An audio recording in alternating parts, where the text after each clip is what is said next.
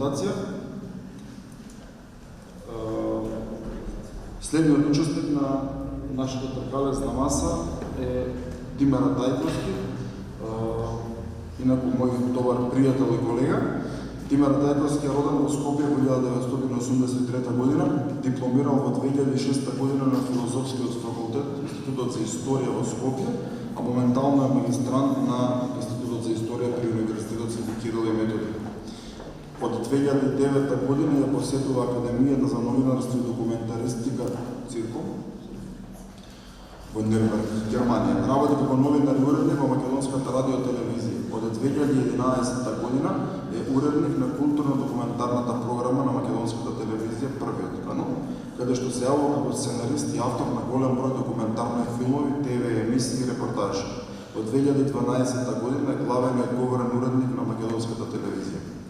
Од 2019 година Ратајковски е дел од мрежата на Европската радиодифузна унија ЕБУ како сертифициран меѓународен предавач и модератор во областа на новинарството, член на Друштвото на писателите на Македонија, автор на бројни емисии, документарни портрети и публицистички текстови.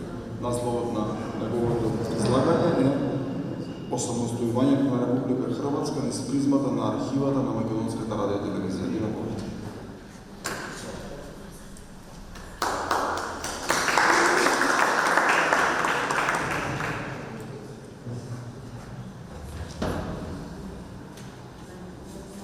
Благодарам многу за оваа прекрасна најава.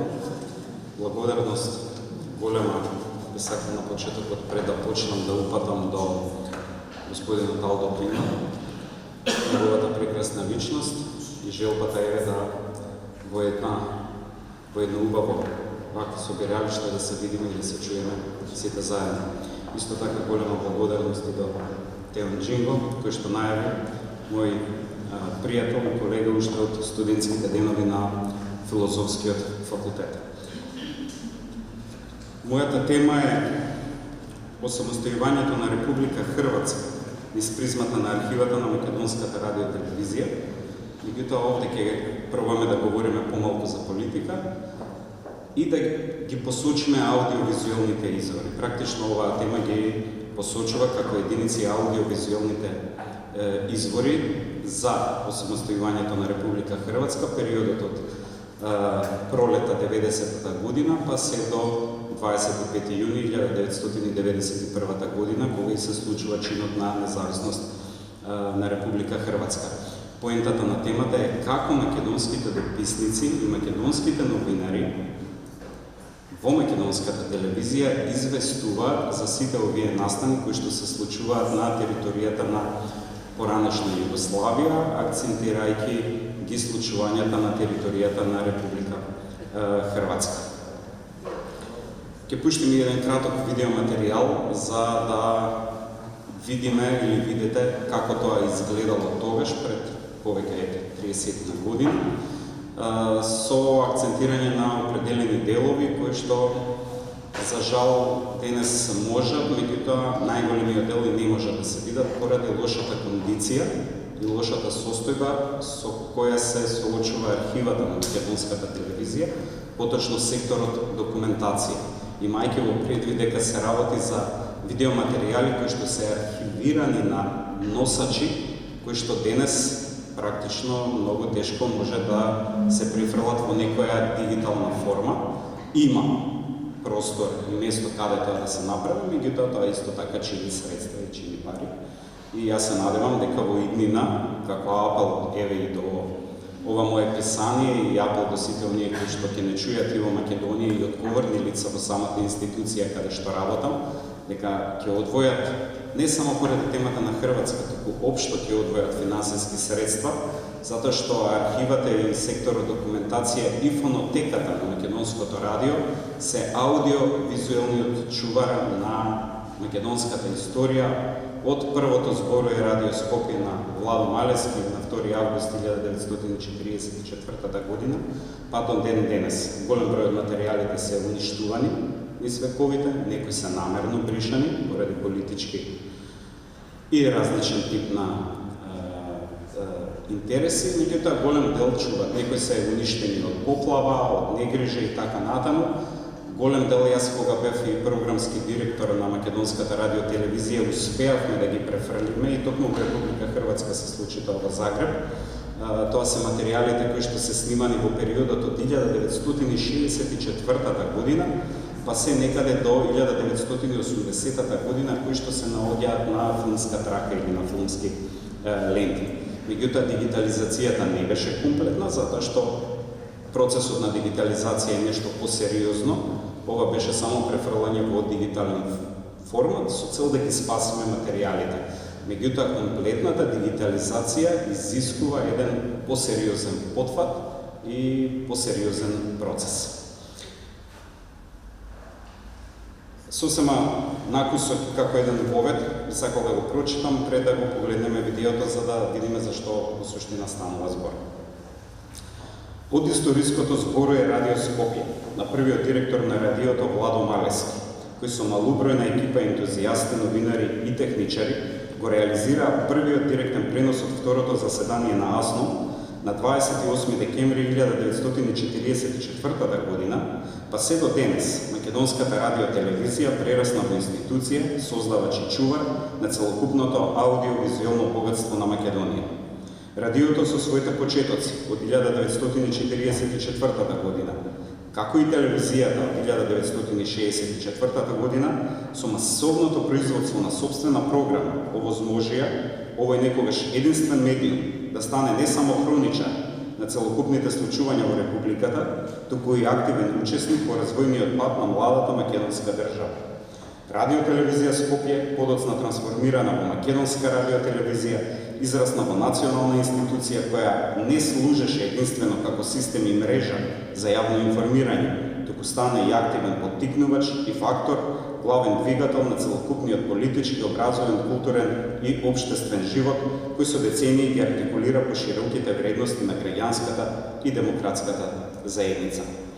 Како дел од системот на ЈРТ, Југословенската радиотелевизија, Радиотелевизија Скопје покрај тоа што продуцираше и емитуваше програми од Македонија, исто така создаваше програми и на територијата на поранешна Југославија. Во системот на ЈРТ се разменуваа и емитуваа програми од сите републики, а исто така во функција на програмските цели функционираа и дописни центри кои произведуваат програми и надвор од територијата на Македонија. Тоа допринесе за акумулација на огромен и разновиден вид програми кои имаа потреба од стручна и детална разработка, како и нивно соодветно архивирање и чување. Така во склоп на Радиотелевизија Скопје, паралелно со програмската продукција, е основано и одделението за радио и ТВ документација во склоп на радиото и телевизијата, кои се задолжени за архивирање и класификација на сите видови аудиовизуелни дела. Турбулентниот политички и воен период, која зафати Југославија во 1990-1991 година и понатаму, се рефлектираше и врз работата на јавните сервиси во републиките, нивното раскинување со југословенскиот сервис и комплетно самостојно емитување на програмите во своите републики. Но и покрај тоа, врските со останатите јавни сервиси од поранешна Југославија се уште беа силни и активни.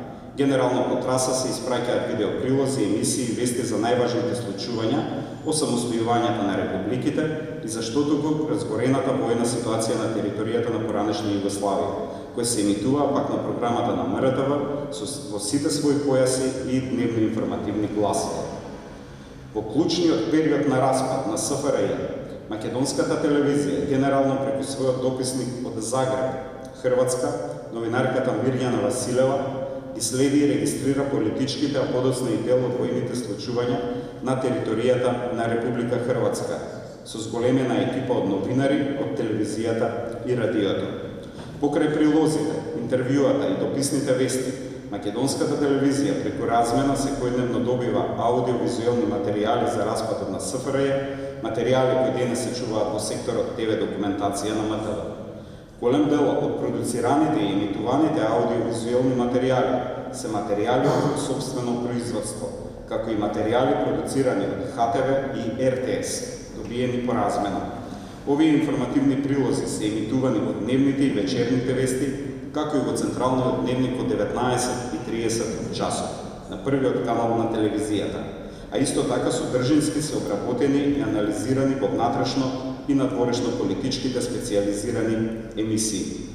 Бројноста на ТВ прилозите укажува дека случувањата на територијата на Република Хрватска биле во фокусот на интерес на македонската јавност, а вестите и дневниците често почнувале со информации поврзани со настаните во Хрватска и распадот на Југославија. Селектираните аудиовизуелни материјали генерално даваат слика за политичките превирања и настани кои одиграле најзначајна улога на патот кон независноста на Република Хрватска. Во оваа пригода како извор селектирани се токму оние материјали кои генерираат таквата представа на случувањата. Од распишување на изборите, па се до закажување на референдумот и прогласувањето на независноста. Евидентирани се најзначајните политички настани, како и од подготовките за носењето на Уставот и носењето на Уставот на Република Хрватска, преку воените премрежја кои ќе го навестат и почетокот на конфликтот, кој потоа ќе прерасне во војна. Генерално настаните ги следат и прикажуваат односите и врските меѓу Загреб, Белград и Љубљана на политички, а потоа и на воен план. Целокупниот акумулиран аудиовизуелен материјал за распадот на СФРЈ и осамостојувањето на републиките во 1991 година денес представува значаен извор за историјата не само на Република Македонија и незините односи со соседите, туку и за историјата на соседните држави инволвирани во овие процеси. Документарни снимки од градови, села, објекти, институции, анкети со граѓани, интервјуа со чинители од политичкиот, економскиот, културниот и спортскиот живот се само дел од севкупниот материјал со кој располага секторот документација на македонската телевизија, а се однесува на историјата на Република Хрватска. Сите аудиовизуелни материјали од периодот 90-91 година се архивирани и категоризирани на Јуматик ленти, но за жал истите не се дигитализирани и не се објавени во јавноста денес, поради технички недостаток, немање соодветни машини и финансии за реализирање на овој процес. Таксативно во моето излагање ги наведувам и најзначајните прилози и вести емитувани на програмите на македонската телевизија во периодот април-мај 1990 година, па се до осамостојувањето на Република Хрватска на 25 јуни 1991 година. Настаните се регистрирани во картотеката на Оделението за документација при македонската телевизија со конкретен опис на настанот, датумот на емитување, како и бројот на лентата кои се заведени и архивирани. Јуматик лентите се солидно зачувани и се во добра состојба денес. Меѓутоа, тоа не можеме да го кажеме и за останатите носачи на кои што се чува целокупниот аудиовизуелен материјал, затоа што генерално архивата на македонската радиотелевизија е во прилично лоша состојба. И затоа не само телевизијата, туку и државата треба малку поенергично да се постават и да одвојат на вистина финансии за да се зачува сето тоа што го имаме како наша аудиовизуелна архива во изминативе, па не само 30, туку од 1964, практично од 1944 година, кога почнува да работи радиото. Може би интересно, ако се навлезе главински во овој труд, ќе се изфрлат на површина некои материјали, разни сеќавања, изнесувања по однос на тоа како работеле новинарите во Македонија по однос на процесот на осамостојувањето на републиките, секоја поединечна, а во случајов нас фокус ни е Република Хрватска. Македонската телевизија во периодот 90-91 година во Загреб има само еден дописник, тоа е новинарката Мирјана Василева, која што се пензионираше минатата година во македонската телевизија и целиот свој работен век го помина на релација Хрватска-Македонија, позната под прекарот Штефица, тоа е незиното хрватско име, дадено од хрватските колеги, може би сте чуле и ја знаете, Мирјана Василева секојдневно известуваше за настаните во Хрватска и беше присутна во вестите и во централниот дневник на македонската телевизија. Веќе кога воениот конфликт почнува да прераснува во нешто поголемо, Мирјана е повлечена од територијата на Хрватска назад во Скопје и на нејзино место се пратени двајца новинари од радиото кои известуваат за радиото, за Радио Скопје, меѓутоа исто така известуваа и за македонската телевизија. Дел од новинарите кои што работеа во надворешно политичката редакција на македонската телевизија, меѓу кои синот на Мито Хаџивасилев и Јасмин, Горан Хаџивасилев, кој што беше и новинар кој што работеше на дворешна политика, а исто така и новинарот Зоран Богатинов, кој што веќе 91 година ја заменува Мирјана Василева веќе некаде јули, август, кога конфликтот почнува да се разгорува. Меѓутоа, по кратко време и тие беа повлечени од територијата на Хрватска, нормално заради безбедност, бидејќи никој на македонските новинари, особено кога погина веќе војникот Сашко, мислам дека се Гешевски, да, веќе и новинарите не сакаа да учествуваат во процесот на директно инволвирање во војниот конфликт, исто како и македонските војници, кои што бараа да бидат повлечени на територијата на Македонија безбедно да бидат извлечени. Па така во периодот по 91-та година македонската телевизија во своите дневно информативни гласила често известува благодарение на она што и светските медиуми, и европските и светските известува, а генерално вестите ги добиваат по размена од Хрватската радиотелевизија и од Радиотелевизија Србија.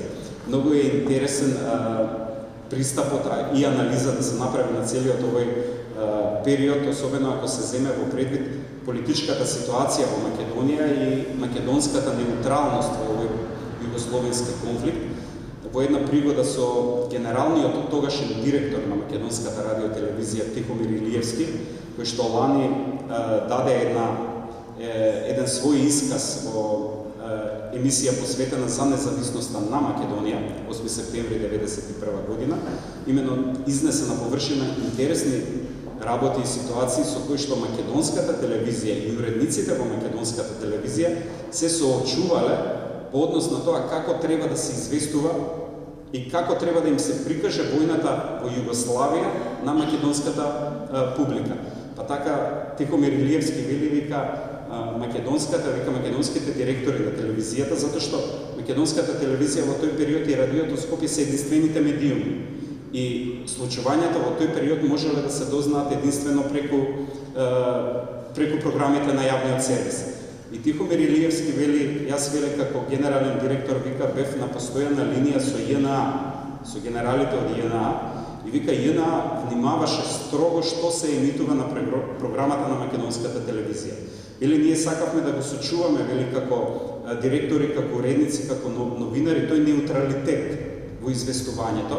Вика, меѓутоа тоа беше многу тешко да се постигне, вели, иако ние на крај го постигнавме, вели, по однос на тоа што се добивале секојдневни закани од дел од генералите на ЈНА, упатени кон новинарите и уредниците да внимаваат како известуваат, со цел да дури заканите оделе дотаму, да не бидете и вие инволвирани во конфликтот, ако заземете страна нечија и така натаму, особено затоа што дописничката на Радиотелевизија Скопје беше цврсто поврзана со Хрватска. Јас ќе пуштам еден прилог. Верувам, повозрастната популација овде, која што го следала бурно тој период на македонската телевизија, ќе се сети на емисијата Хоризонти.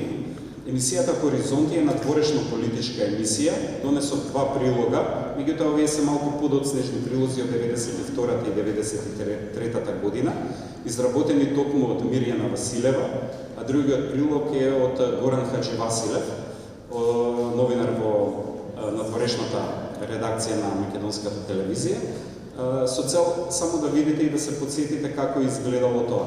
Многу е интересно што овие материјали што сега ги имаме се во прилично лоша состојба, зачувани затоа што се префрлени од јуматик ленти. Тоа се оние ленти кои што ги споменав, каде што ние немаме денеска практично машина за да ги префрлиме во еден подобар квалитет. Меѓутоа, на времето, до крајот на 90-тите години, во македонската телевизија функционираше нешто што се вика телекино. И сите јавни сервиси од регионот го имаат тоа телекино. И тоа телекино служело за префрлање на материјалите од, меѓу другото, и од разни носачи, од носачи на носачи, така натаму. Особено што тоа телекино имаше функција, особено главната беше за филмските ленти. Меѓутоа, веќе по 91-та година форматот на снимање и продуцирање програма се менува, па тогаш настапуваат на сцена еден подруг вид на ленти, јуматикот влегува во заборав и потоа се користат C ленти за документирање и емитување на програмата. Тоа се едни округли ленти и бета ленти. Малку подоцна, бета лентите на кои што најголемиот дел од архивата на македонската телевизија е зачувана на тие бета ленти. Тие бета ленти биле за секојдневна употреба, не се изразуваат со особен квалитет, меѓутоа какви такви ги имаме денеска и она што апелирам јас е нивно зачувување. Обично кога ќе се дигитализира програмата, ако машината има слаба глава на префрлање, тогаш на лентата, на материјалот кој што го гледате, се појавуваат дропсови, ние ги велиме, или како пречки во програмата се тоа. Тоа е поради тоа што главата на машината е расипана. И сега материјалот кој што ќе го видите е со дропсови, па така ќе видите за што станува збор. Иако се набави машина која што е во здрава кондиција, а има такви на пазарот, тогаш верувам дека и овие материјали ќе успееме да ги спасиме. Имено во ова писание што го напишав и ќе биде објавено целосно е 13 страни во зборникот, кој што Алдо и Теон ќе ни го подготват, ќе можете да ги видите наброени се таксативно сите единици кои што оделе на програмата на македонската телевизија. Меѓутоа, што ќе забележите меѓу нив? Ќе забележите дека тие не се целосни во суштина. Фалат определени датуми и фалат определени материјали. Тоа се правело, можеби и не се кајки да бидат избришени, или пак некој намерно ги има бришано материјалите за да не бидат сочувани. Голем дел од лентите на македонската телевизија исто така во периодот на 90-тите години па и потоа знаеле и под рака да бидат изнесени надвор од телевизијата и да исчезнат и никогаш да не бидат вратени назад, па денес ние сме посиромашни за тој аудио-визуелен материјал. Например, сосема накусо, можам да ви прочитам само неколку, да пример, покрај името и насловот на дадената содржина, исто така се дава и датумот, кога е тоа снимано и емитувано, траењето и бројот на лентата, па сите оние кои што сакате да се исползувате од овие материјали, да видите што се одело на програмата, ќе ги имате точните сигнатури во објавениот зборник и ќе можете да се повикате на истите и ако имате некаква научно-истражувачка потреба или чисто љубопитност, можете да се обратите во секторот за ТВ документација на македонската телевизија и да ги прегледате материјалите за било каква намера. Например, интересно ми падна, од Пула има регистриран настан, предизборни активности во Хрватска, пред на собраниот народ зборува и Рачан за новиот Савез комунисти Хрватска и партија на демократски промени. 8.4.90 година, трајање 3 минути 25 секунди, број на лента 566,90 година. Например, го имаме и вака избори во Хрватска, гласачки места гласање, Анте Марковиќ, Фрањо Туџман, известува Мирјана Василева. Годината, датумот точно кога е направен тоа, време траењето и број на лента. Значи, обично се интервјуирани, како што споменав, и се регистрирани и емитувани на програмите личностите од политичкиот живот на Република Хрватска, главно, и се следени сите оние процеси, како што споменав, од изборниот процес преку носењето на Уставот на Република Хрватска, распишување на референдумот и прогласувањето на државноста. И еве сосема за крај, ќе пуштиме дел од емисијата Хоризонти, за да видите како изгледа тоа.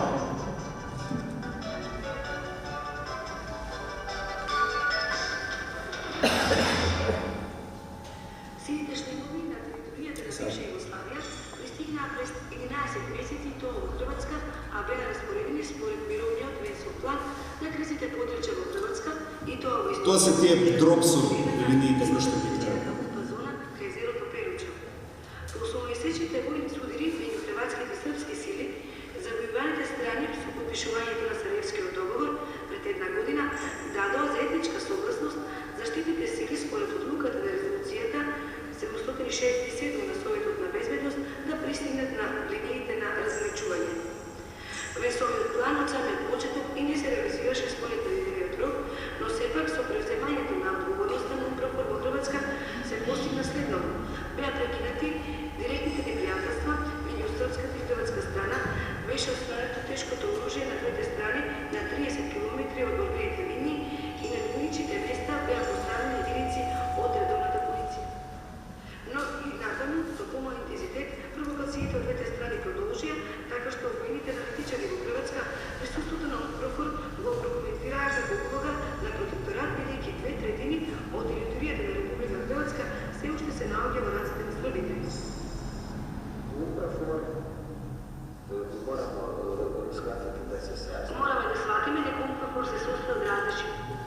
сега ќе видите нешто, направена е грешка овде, што е веќе премногу зема за малку Македонија, меѓутоа ете го имало и во тоа време.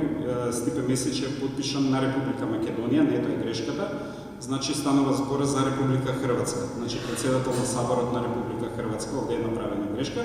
Меѓутоа ова е нешто што е прифатливо затоа што ние имаме денес ситуација од типот на вести што одат, па да биде подпишано дека ајкули пливаат во Црн Дрим, мислејќи на јагули. Така што верувам дека на ова ќе простиме.